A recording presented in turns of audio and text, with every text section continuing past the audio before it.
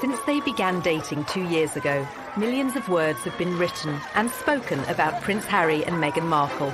It was the public outing that every dedicated royal watcher has been waiting for.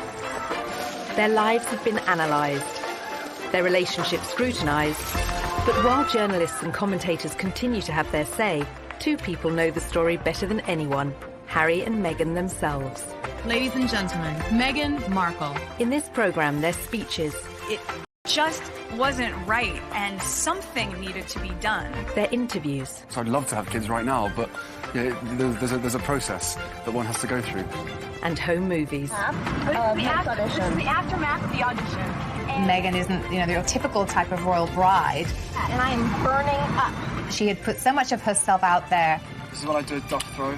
All brought together for the first time. At the end of the day, I'm a human being. I'm just a normal person like these guys are. Their lives are an open book. And that means we've painted a very quick picture of them together. This is the story of Harry and Meghan, in their own words. Thank you so much.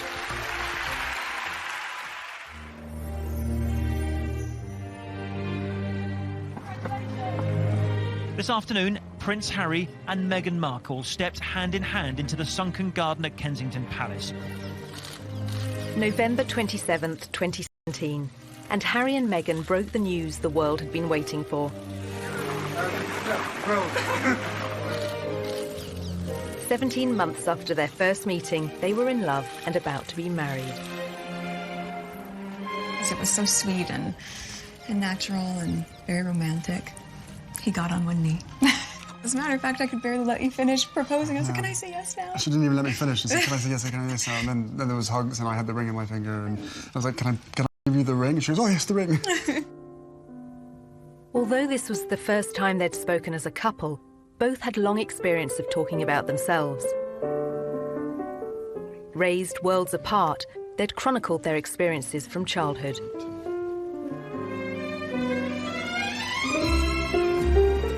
For Meghan, that was spent in Los Angeles, California, where she was born to her white father, Tom, and African-American mother, Doria. It was the late 70s when my parents met. My dad was a lighting director for a soap opera, and my mom was a temp at the studio.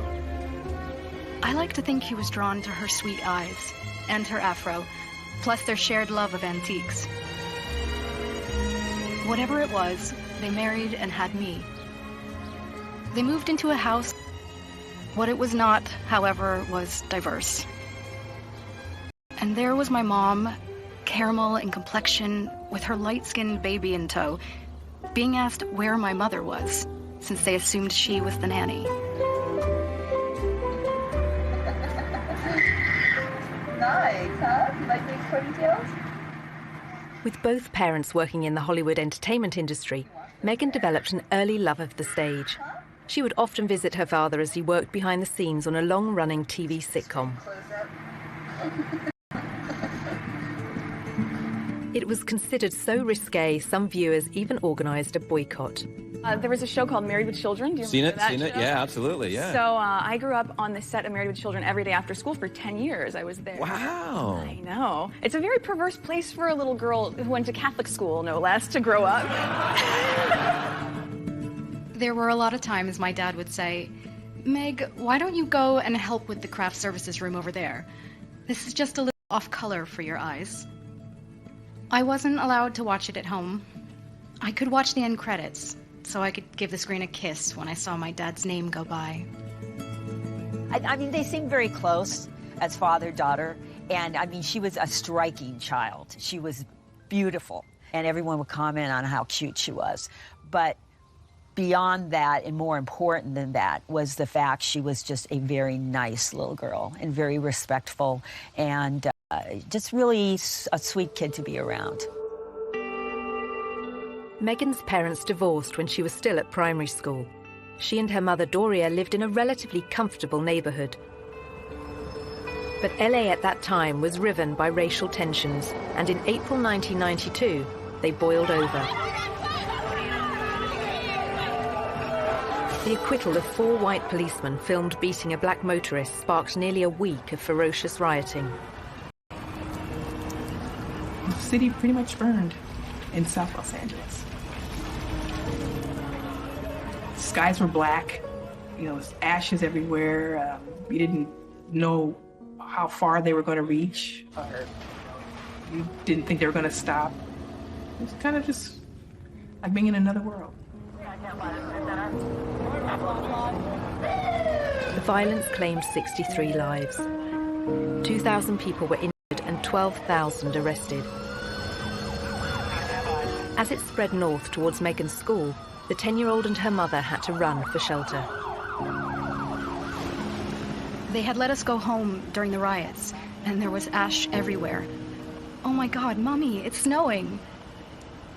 No. Imagine any parent would want to keep their child inside because when your city's burning, when you fear for your life, children shouldn't have to experience that.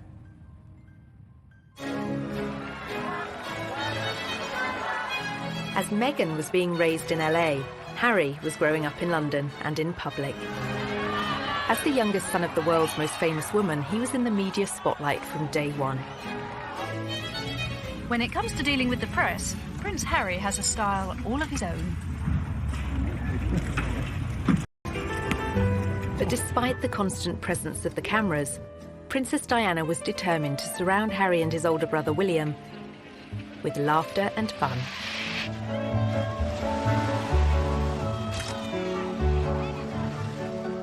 Our mother was a total kid through and through. When everybody says to me, so she was fun, give us an example, all I can hear is her laugh in my head. And that sort of crazy laugh of where there was just pure happiness shown on her face. When you look at Prince Harry as a child, there was always a sense that he was a lot more mischievous than his older brother, perhaps because he knew that he didn't have as much responsibility on his shoulders. One of her mottos to me was, you can be as naughty as you want, just don't get caught. She was one of the naughtiest parents. She would come and watch us play football and smuggle sweets into our socks. And I mean, like literally walking back from a football match and having sort of 5 packets of Starburst, and just the whole shirt was just bulging with sweets. I think that very much appealed to Prince Harry's character and sense of humour, this idea that he could be a bit of a royal rebel like his mum and still get away with it. As part of his privileged upbringing, Harry was sent to Wetherby School in London's Notting Hill, where fees are more than £7,000 per term. At the same time, Meghan, 3 years his senior, was a pupil at Los Angeles' Little Red Schoolhouse. With its strong academic and artistic reputation, it was a favourite for Hollywood families. But some of the city's most deprived areas were just a short drive away, areas she'd frequently visit along with both her parents. My mom and dad came from little, so they made a choice to give a lot. Buying turkeys for homeless shelters at Thanksgiving, delivering meals to patients in hospice care, donating any spare change in their pockets to those asking for it. This is what I grew up seeing, so that is what I grew up being. A young adult with a social consciousness to do what I could, and to, at the very least, speak up when I knew something was wrong. In character was only just forming, but it would soon propel her onto the national stage.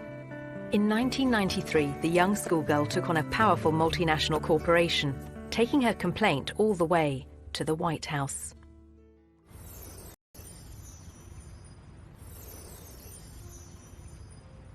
Ladies and gentlemen, please welcome Meghan Markle. As a successful actress, Meghan has used her profile to champion a range of different causes. Well, good evening. That doesn't feel like enough, But her campaigning efforts began long before she found fame. The fact that Meghan is interested in these causes, that's not new. It's not something that she's taken up after a life of celebrity, that she's suddenly found out that she needs to help people. It really started from the very beginning when she was just a little girl. There is a story about how she was very proactive in protesting about an advertisement that she felt was very denigrating to women. The gloves are coming off. Women are fighting greasy pots and pans with Ivory Clear. The tagline said, "Women all over America are fighting greasy pots and pans 2 boys from my class said, "Yeah, that's where women belong, in the kitchen." I remember feeling shocked and angry and also just feeling so hurt. It just wasn't right, and something needed to be done. My name is Meghan Markle. I'm 12 years old. Last week at my school, we decided to watch the news for social studies. While flipping through the channels, we saw a commercial for the new Ivory Clear dishwashing liquid. In the commercial, they said women are battling grease, meaning only women do dishes. When I heard this, the boys in Meghan wrote to Procter & Gamble, the company behind the ad, to America's then First Lady Hillary Clinton, and to the US TV program Nick News, which sent a reporter to interview her. I don't think it's right for kids to grow up thinking these things, that just mom does everything. So I was wondering if you would be able to change your commercial to people all over America. Thank you, Meghan Markle. Incredibly, the 12-year-old's lobbying campaign worked. And it was roughly a month later when the soap manufacturer, Procter & Gamble, changed the commercial. The gloves are coming off. People are fighting greasy pots and pans with Ivory Clear. She had a sense that she could affect change, even though she was just one small person. She had a voice. If you see something that you don't like or are offended by on television, make a difference for not just yourself, but lots of other people. Makes me feel... Meghan's time in the spotlight lasted for just a few days in 1993. But by then, Harry was used to relentless media attention. Soon it would become uncomfortable, both for him and his elder brother William. The reason? Their mother's very public and very bitter split from Prince Charles. It must be pretty tough when one day your father says it's all over. And you've got to split your time between here or with your mother. When he was the youngest, he must have seen the arguments and the rows together they'd had, and it had an effect on him. Charles and Diana officially divorced in 1996. In August 1997, she went on holiday with her new boyfriend, Dodi Fayed. Pursued by the paparazzi through the streets of Paris, their chauffeur-driven car crashed in a city centre tunnel. 3 people were killed, including Diana.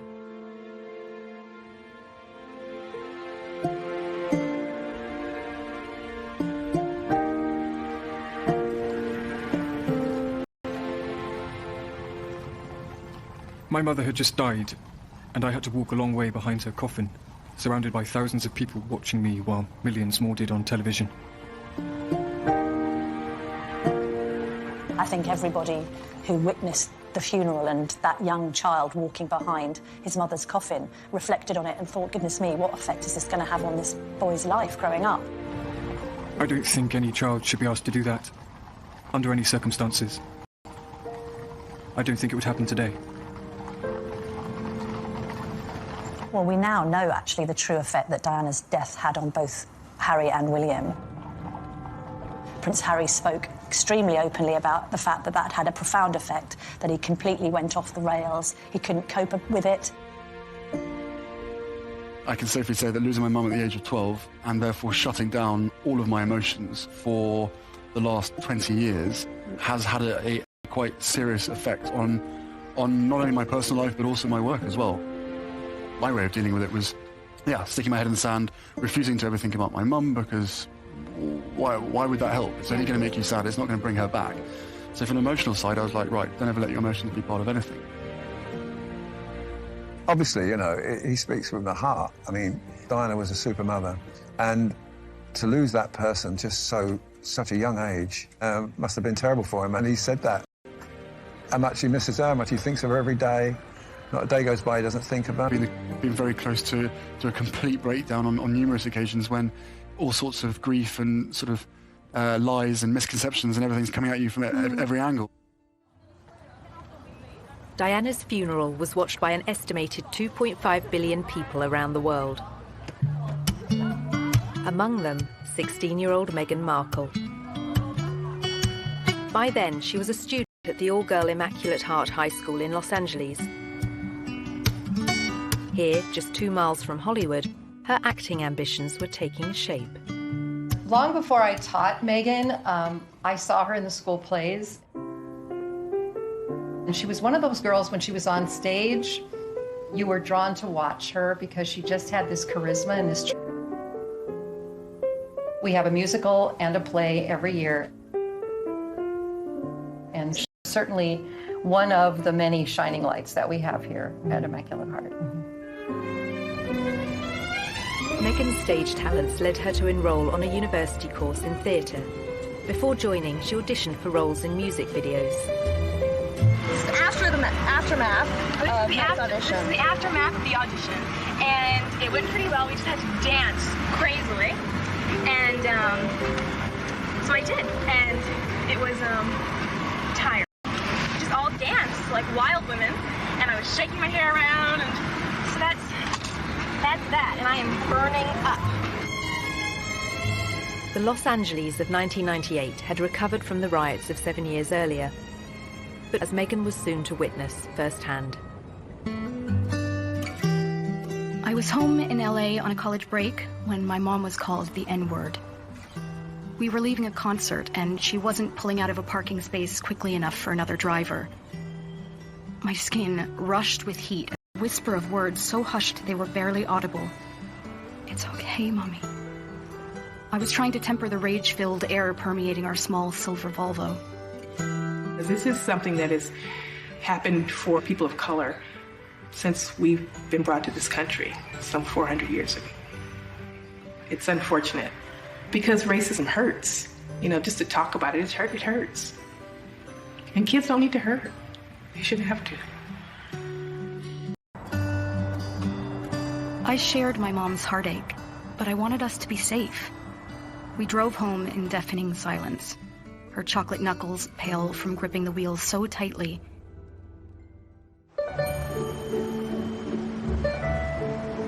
When Meghan returned to her university near Chicago, she showed huge promise on stage, starring in a number of student movies. But soon the undergraduate was keen to spread her wings and take on other subjects.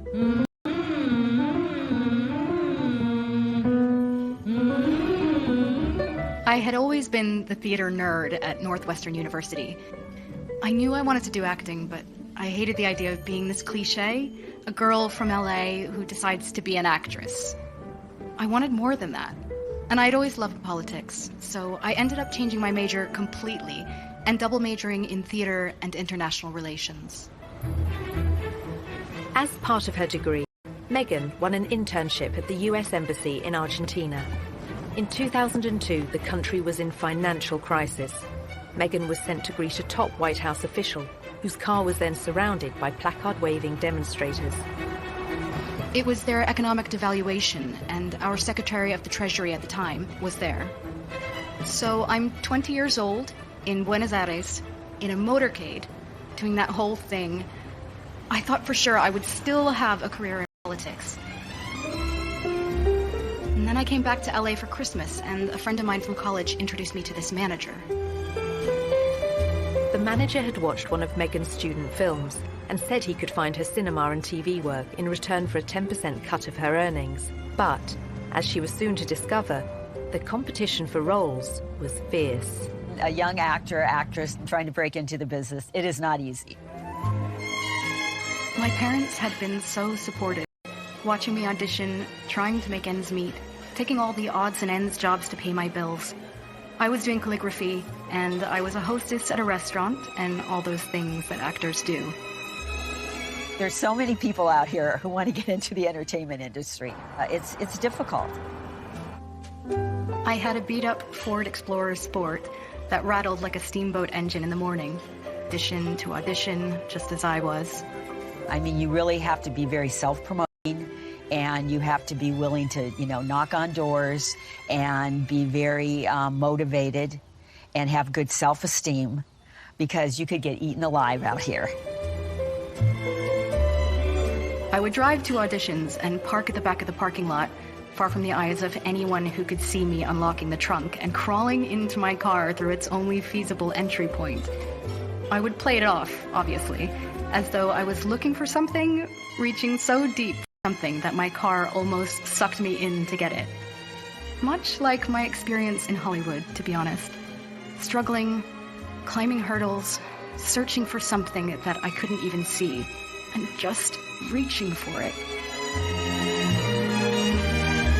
Now in her mid-20s, the most Meghan had to show for her efforts were bit parts in soap operas, TV dramas, and the odd movie. In 2006, she became a briefcase girl on the American version of the quiz show Deal or No Deal, recording up to 7 shows a day. For somebody like Meghan, appearing as essentially an adornment on a game show would not be her ideal job. I'm sure she appreciated the paycheck, but she would have felt creatively unfulfilled. I would put that in the category of things I was doing while I was auditioning to try to make ends meet. I was the ill-fated number, which for some reason no one would ever choose. I would end up standing up there forever in these terribly uncomfortable and inexpensive 5-inch heels, just waiting for someone to pick my number so I could go and sit down. Despite her setbacks and disappointments in Hollywood, Meghan persisted. And in 2011, her big break came in Canada. Success and fame beckoned, as well as marriage.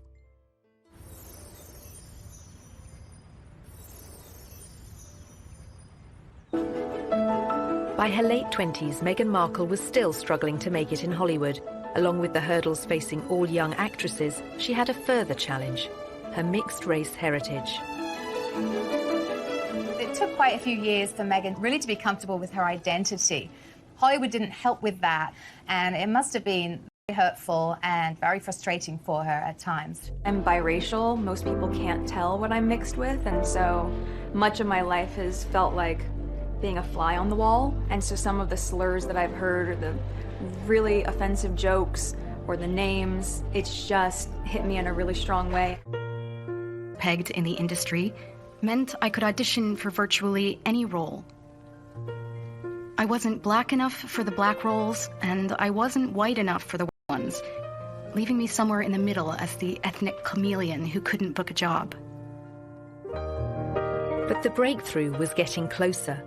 At one audition, a casting director advised Meghan to adopt a more natural look. She stopped me in mid-scene and said so simply, "You need to know that you're enough." She saw all that self-doubt beaming through the self-tanner and excessive blush. You need to know that you're enough. Less makeup, more Meghan. And that moment for me was a wake-up call.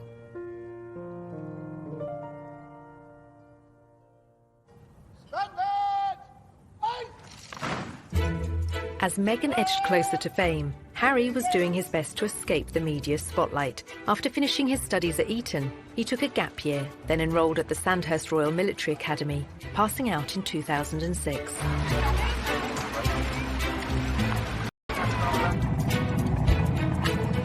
A year later, he served in Afghanistan. This is not a rehearsal. This is war. Prince Harry taking on the Taliban and coming under fire. The army had deployed Harry to the front line in secret. The media were only allowed to report on it as his 20-week tour of duty came to an end. This is what I did, duck throw. At the end of the day, I'm a human being. I'm just a normal person like these guys are. I don't know. It's just nice to be. I wouldn't expect the British public to make much of it. I think they would just turn around and go, "Yep, good on him. Good on the people who got him out there. He's a soldier. So what?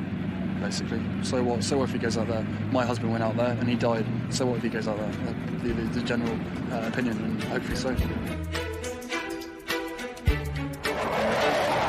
very good at his job. He was very competent. And he fitted in very well with everyone that he worked with. There was no airs and graces with Harry. He just wanted to be treated the same as everybody else, which he was. He didn't expect any sort of special favours, being the Queen's grandson. Harry's determination to be treated the same as other soldiers won him praise from the media.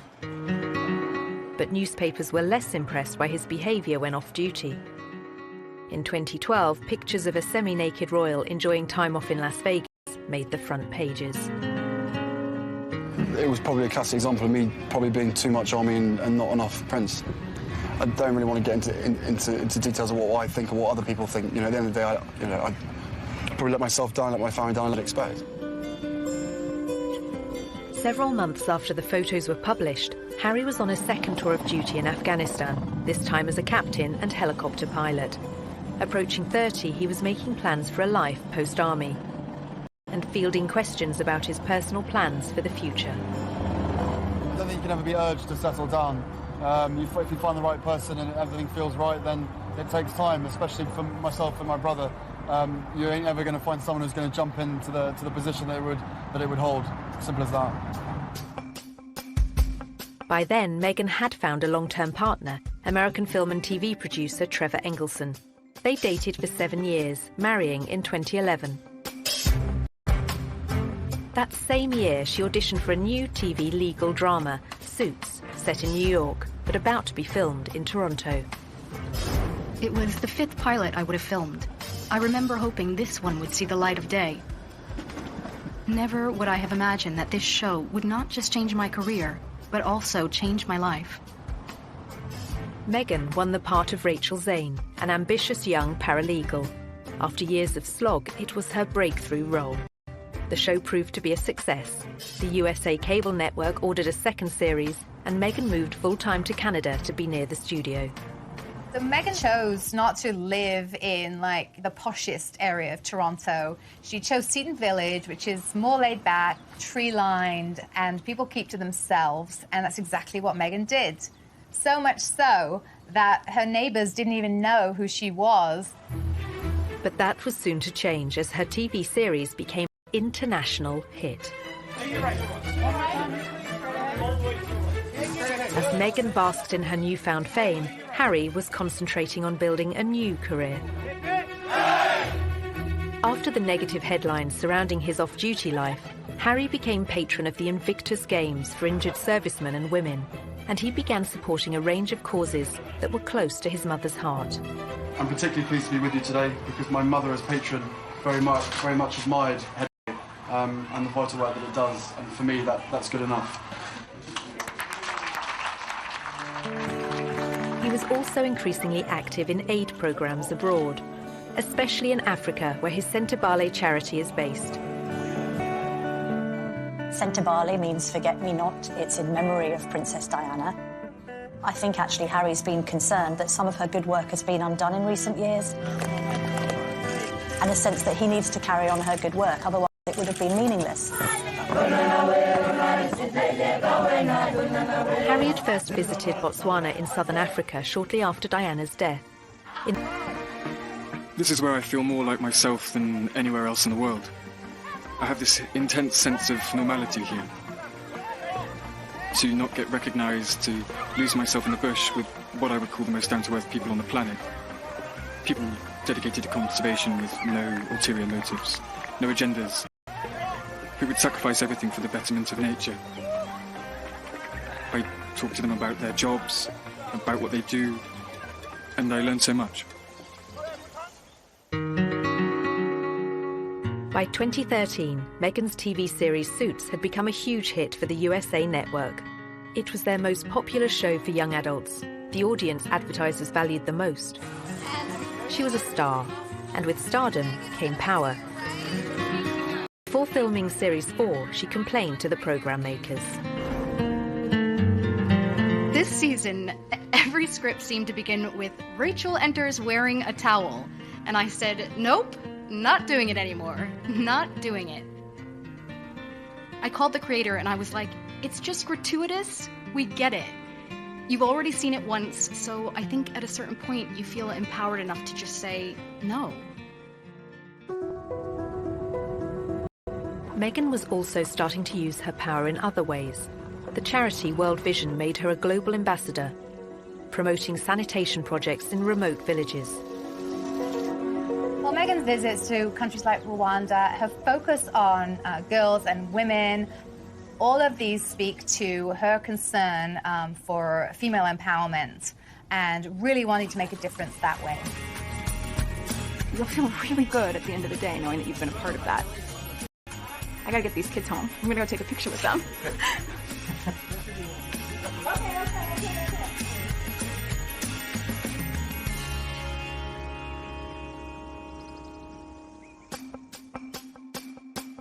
Meghan's fame had coincided with sadness in her personal life.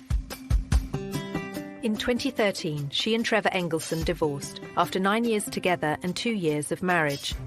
Although neither has ever spoken publicly about the split, commentators attributed it to the distance between them. While Meghan concentrated on her TV work in Toronto, he remained in LA. At 31, Harry was also unattached, despite a series of girlfriends and a reputation as one of the world's most eligible bachelors. I said to Prince Harry, when are you going to get married? And he said, when are you going to get married? He always had a string of pretty serious relationships with pretty serious women. I don't think that worked simply because, although she loved him, she didn't love the status of monarchy and the baggage that he came with him. And then Cressida Bonus, again, another very bright spark, lovely girl. Again, loving Harry and being with Harry, but not the circus that comes around him. In 2015, a year after that latest split, Harry went on a tour of New Zealand and revealed his strong desire to start a family. Of course, I'd love to have kids right now, but there's a process that one has to go through. And, tours like this is great fun. Hopefully I'm doing all right by myself. It would be great to have someone else next to me to share the pressure. But, time will come. Whatever happens, happens, I guess. The relationship he craved was just a year away. When he first met Meghan in London in July 2016, they discovered much in common. Both their parents had divorced when they were young. They were famous, wealthy, and had a shared interest in the developing world. It was one of the first things we started talking about when we met, was just the different things that we wanted to do in the world and how passionate we were about seeing change. I think that was, that's what got date 2. Soon after that second date, their first holiday, Harry invited Meghan to the country he'd first visited in the aftermath of his mother's death 19 years earlier. I think about 3, maybe 4 weeks later, that I managed to persuade her to come and join me in Botswana, and we camped out with each other under the stars. She came and joined me for 5 days out there, which was absolutely fantastic. So then we were really by ourselves, which was crucial to me to make sure that we had a chance to get to know each other. Yeah. The couple kept their relationship secret throughout the summer of 2016. But then, at the end of October, the first headline appeared. You have a story like that and it breaks, and the rest of Fleet Street is then playing catch-up. And it was then after the story broke that you found people descending on Meghan's house, chasing after anyone that ever knew her, chasing after family members. I think both of us were totally surprised by the reaction after the first 5-6 months of when we had to ourselves of what actually happened from then. So I think you can have as many conversations as you want and prepare as much as possible, but we were totally unprepared for what happened after that. Some reports concentrated on Meghan's family neighbourhoods in LA. Others focused on the breakup of her parents' marriage and her relationships with her half-sister and half-brother. There's a misconception that because I have worked in the entertainment industry that this would be something I would be familiar with. That I've never been part of tabloid culture. I've never been in pop culture to that degree. I made the choice to not read anything. But some of the coverage and comments incensed Harry. Breaking news from Kensington Palace this morning. Prince Harry After 8 days of headlines, he came out fighting. I think that's one of the strongest statements I've ever heard come out of a palace.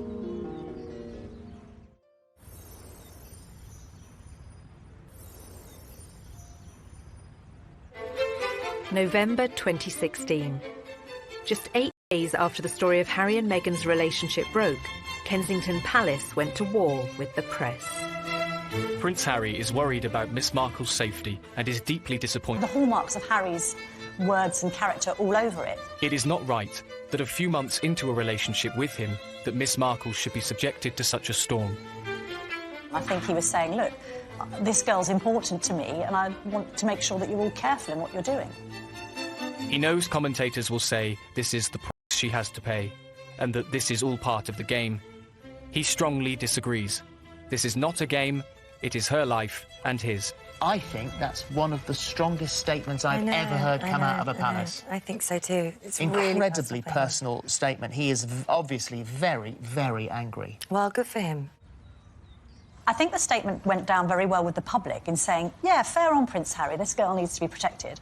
I think others were a bit more critical, saying, well, all right, but you can't have it both ways. You get a lot of great publicity for your...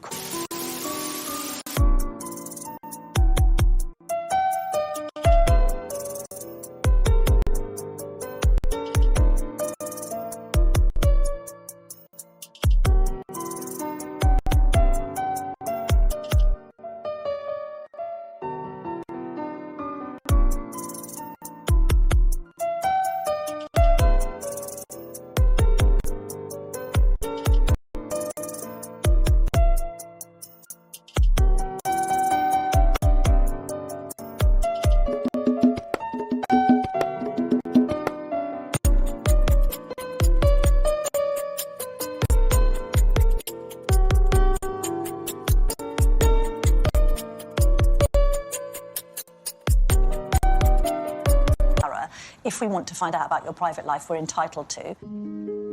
Poring over Meghan's private life continued.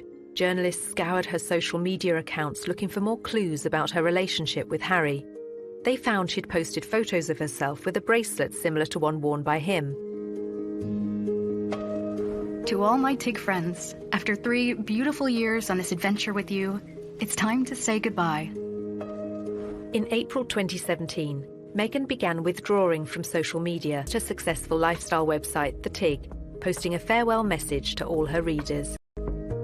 Keep laughing and taking risks, and keep being the change you wish to see in the world. Thank you for everything, Meghan Markle. In the early autumn of 2017, the couple was seen in public for the first time. Harry attended the 3rd Invictus Games in Toronto, and Meghan turned up in the crowd. It was the public outing that every dedicated royal watcher has been waiting for. Just 24 hours later, the couple abandoned any effort to keep their feelings for each other private. The setting for this first public date was extraordinary, with no attempts to hide away as they watched the wheelchair tennis at the Invictus Games. It was open to the public. Anybody could go and watch the wheelchair tennis match, although it has to be said, I don't know how many people were actually watching the wheelchair tennis match because a lot of people were watching Harry and Meghan. Just 6 weeks after their very public appearance, the couple had a very private moment. Meghan was staying with Harry at Nottingham Cottage, his 2-bedroomed home set within the Kensington Palace estate. He proposed, and she accepted. The ring is obviously yellow gold, because that's her favourite. And the main stone itself, a source from Botswana. And the little diamonds either side are from my mother's jewellery collection, to make sure that she's with us on this crazy journey together. And it's beautiful, and he designed it. It's incredible. Yeah. Make sure it stays on that finger. Of course. What do you think your mother would have thought of Meghan or said about Meghan? Oh, they'd be thick as thieves. Without question. I think she would be over the moon, jumping up and down, so excited for me. But then, as I said, would have probably been best friends with Meghan. So no, it is days like today when I really miss having her around and miss being able to share the happy news. But with the ring and with everything else that's going on, I'm sure she's with us. I'm sure she's with us. Jumping up and down somewhere else.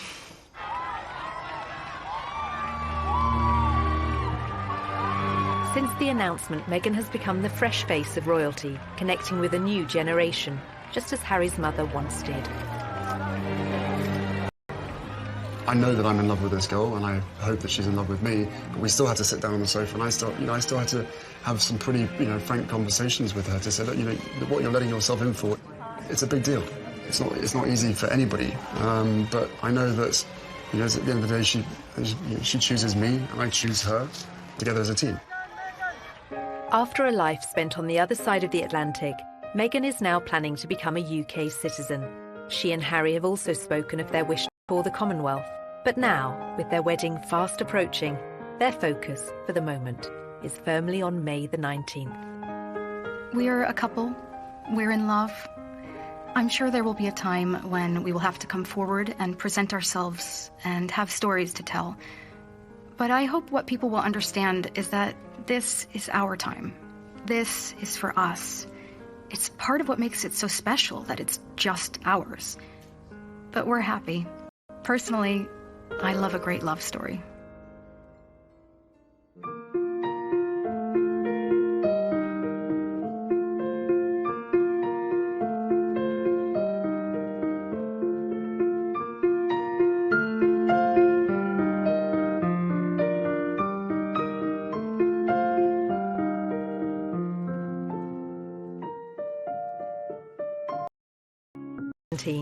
And Harry and Meghan broke the news the world had been waiting for.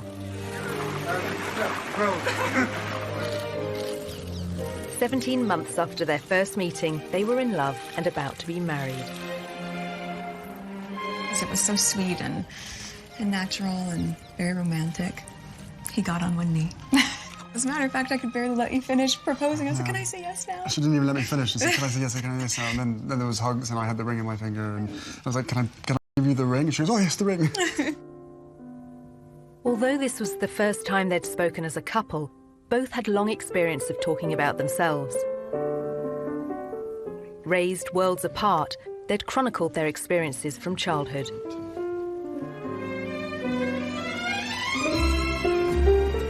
For Meghan, that was spent in Los Angeles, California, where she was born to her white father, Tom, and African-American mother, Doria. It was the late 70s when my parents met. My dad was a lighting director for a soap opera, and my mom was a temp at the studio. I like to think he was drawn to her sweet eyes and her afro, plus their shared love of antiques. Whatever it was, they married and had me. They moved into a house